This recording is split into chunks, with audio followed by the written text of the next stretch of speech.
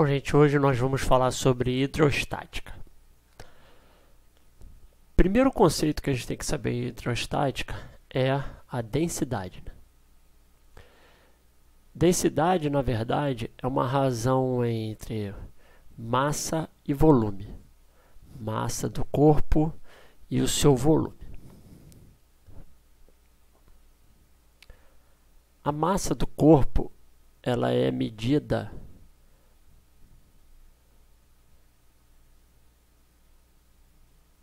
da quantidade de matéria e volume é o espaço ocupado por ele. Massa, no sistema internacional, a gente mede em quilograma e volume em metro cúbico.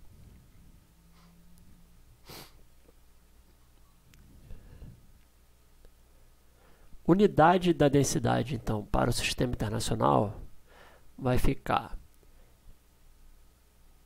quilograma por metro cúbico. Porém, a gente pode ter outras unidades, como grama por centímetro cúbico.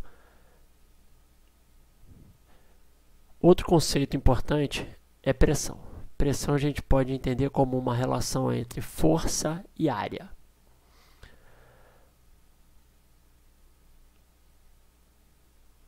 Sabemos que a força ela é uma medida no sistema internacional em newtons e a área no sistema internacional em metro quadrado. Com isso, a unidade para pressão no sistema internacional ficará newton por metro quadrado.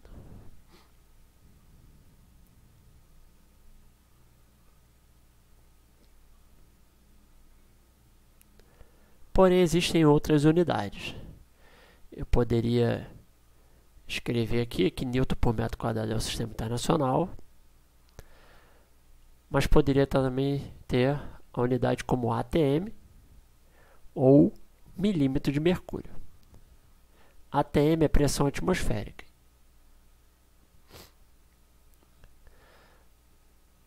Uma outra grandeza que é usada para o sistema internacional é que 1 newton por metro quadrado eu posso também escrever como 1 pascal.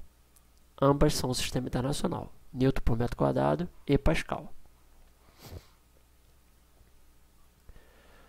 Observação. Existem algumas conversões de unidades de pressão. Nem sempre essas conversões são tão diretas e tão simples.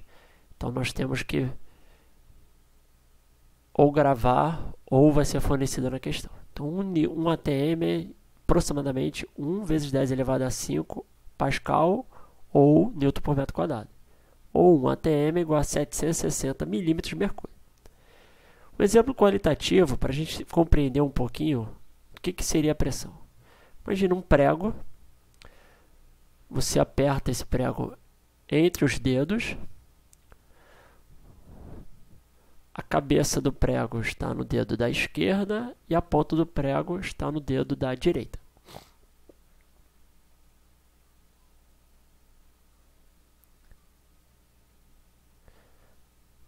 E a ponta do prego. Ao exercer força, qual dedo vai doer mais? Qual que vai sofrer maior dano? A gente percebe que a força é a mesma, porém o da direita vai ser o que mais vai doer, por conta da área. Então, pressão é uma relação entre força e área, não depende somente da força. Já se eu for falar em pressão hidrostática,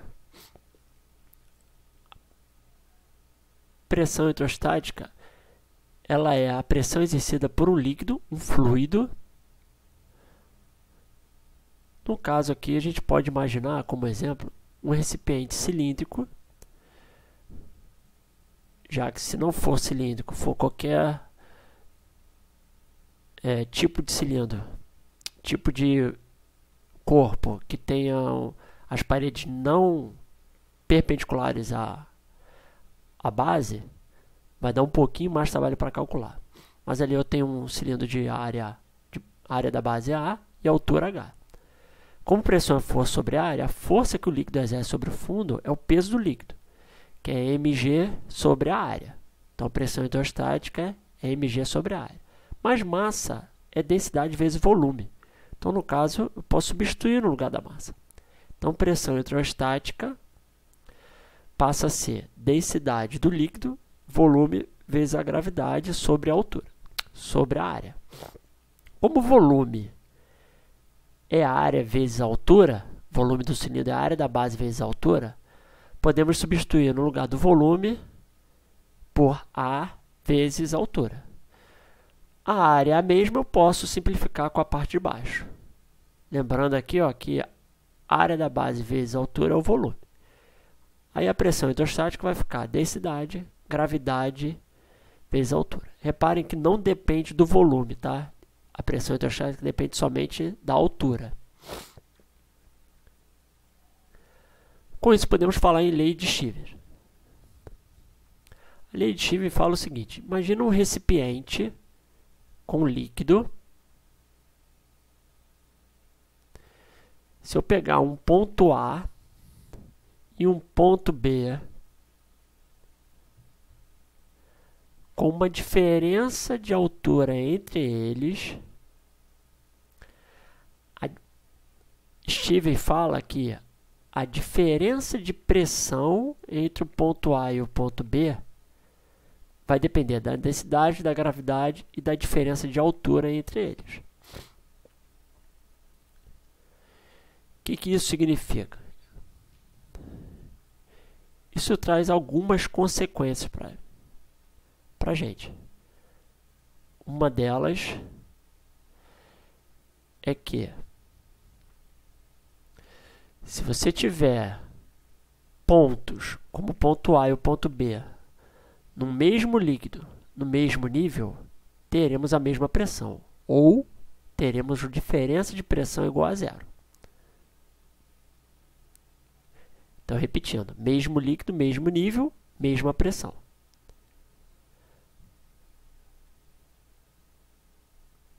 Isso vai ser importante para a gente, para podermos falar uma coisa chamada vasos comunicantes.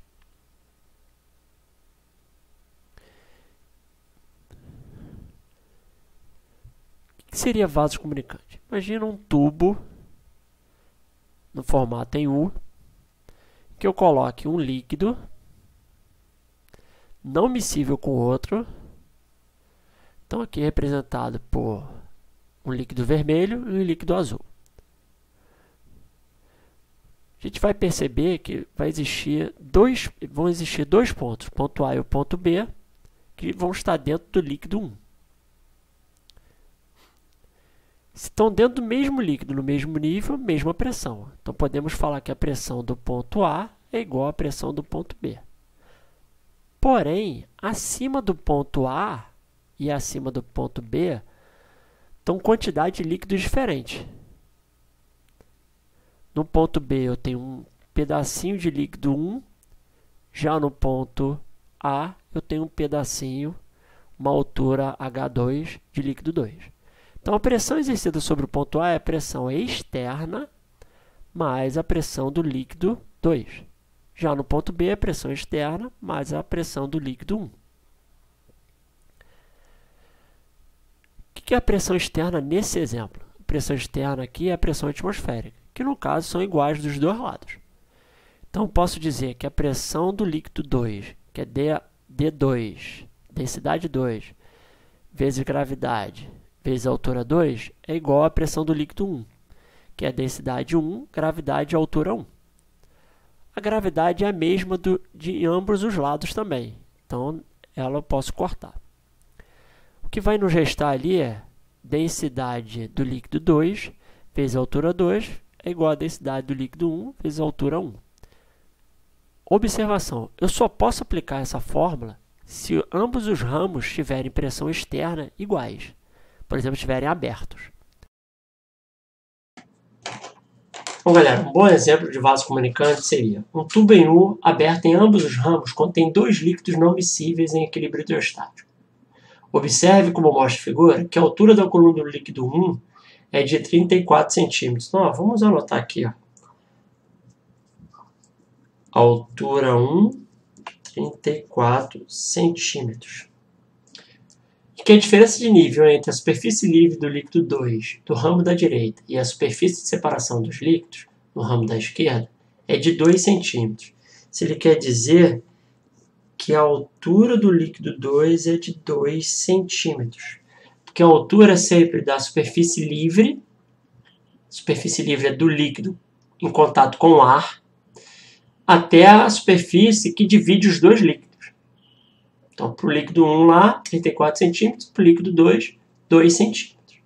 Aí ele forneceu também a densidade do líquido 1, 0,80 grama por centímetro cúbico. E quer saber, olha lá, considere que a densidade do líquido 1 é igual a 0,80 gramas por centímetro cúbico, calcule a densidade do líquido 2.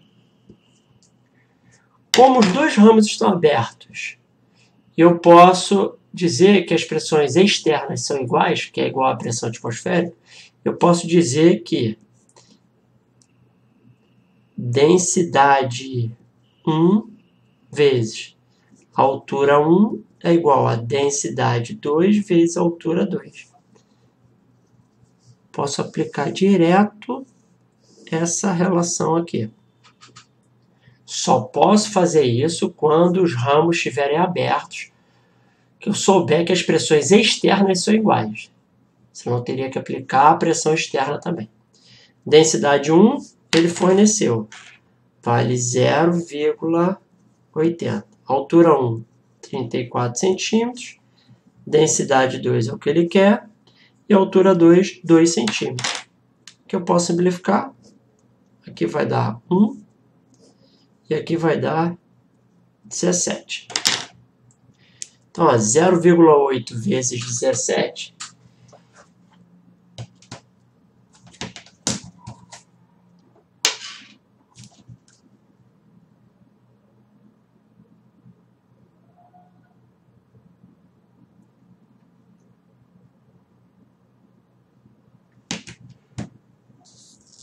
vai me fornecer que a densidade 2 é igual a 13,6 gramas por centímetro cúbico.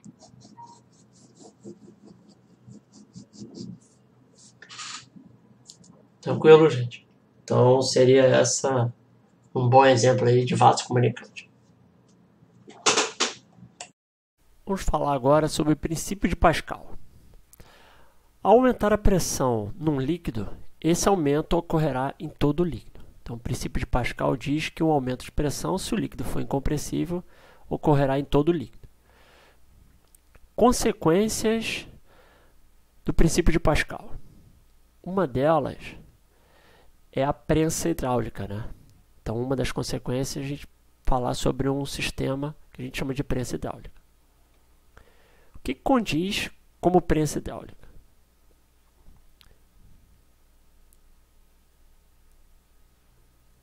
Imaginar um recipiente,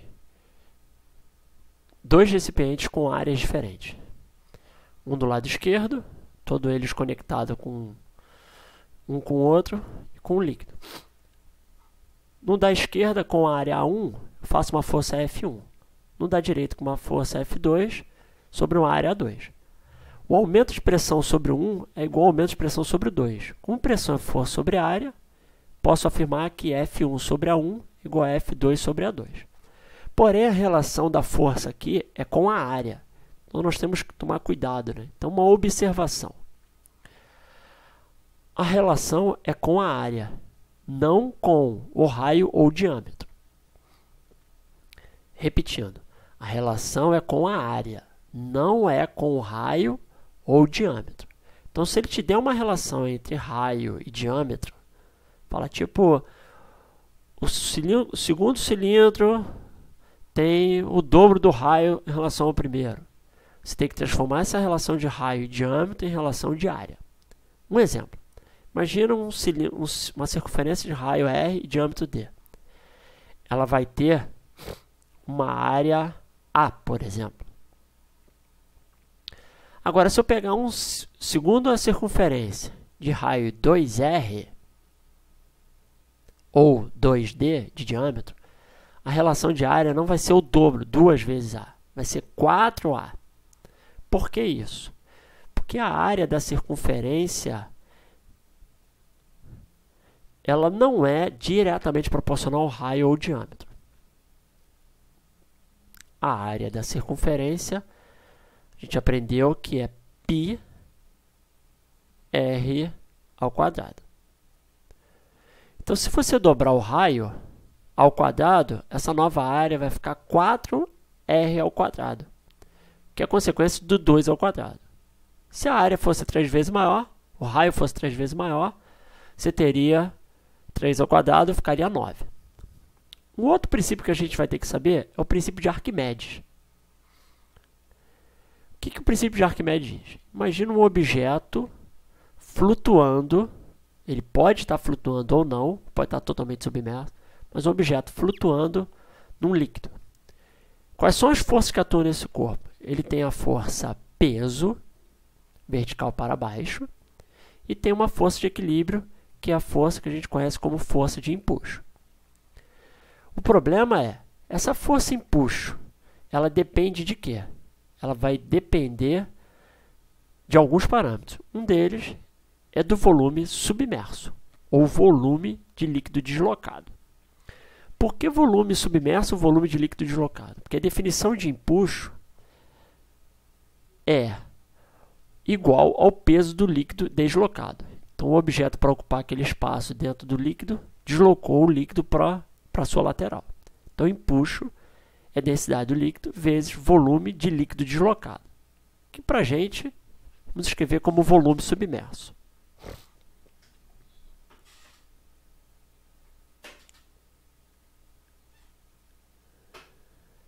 Então, empuxo é densidade do líquido, gravidade e volume submerso. Lembrando que volume submerso é volume do líquido deslocado.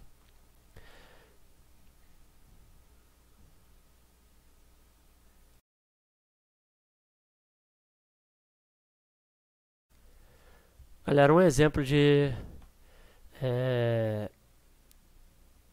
força de empuxo que é baseada no princípio de Arquimedes.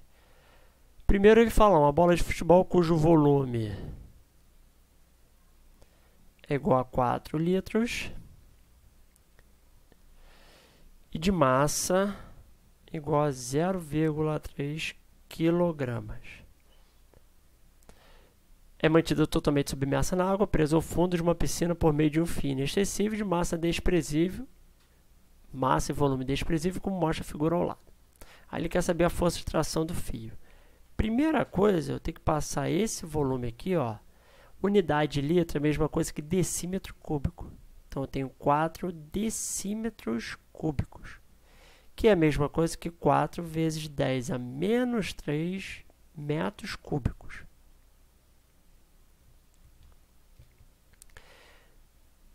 Já a massa. Com essa massa, eu posso concluir que o peso, que é massa vezes a gravidade, esse peso vai ser 0,3 vezes 10, vai me fornecer um peso de 3 nêutrons.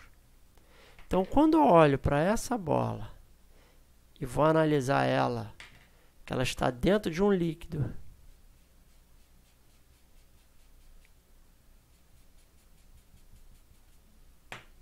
presa por um fio no fundo do recipiente, totalmente coberta, ela vai ter algumas forças aqui. Primeiro, uma força para baixo, que é o peso, que a gente já sabe que vale 3 nêutrons. Tem um fio para baixo, presa lá no fundo do recipiente, é a força de tração. E para cima nós temos o empuxo. Como essa bola está em equilíbrio, repouso, forças para cima tem que anular as forças para baixo. Então, empuxo tem que ser igual a tração mais peso. Força de empuxo tem que ser tração mais peso. Só que empuxo é densidade do líquido, gravidade e volume submerso. Tração a gente não sabe, peso vale 3. A densidade do líquido é a densidade da água. Densidade da água, ela vale 1 grama por centímetro cúbico, Mas eu posso escrever também a densidade da água como 1 vezes 10 a terceira quilogramas metro cúbico. Substituindo aqui, eu vou ter 1 vezes 10 a terceira, gravidade vale 10, e o volume é o volume da bola. 4 vezes 10 a menos 3. Tudo isso vai ser igual a T mais 3. Aqui dá para 10 a terceira com 10 a menos 3. 10 vezes 4, 40. 40, se eu pegar esse mais 3 e jogar para o outro lado, menos 3 é igual a T. Então, a força de tração vai ser igual a 37 newtons.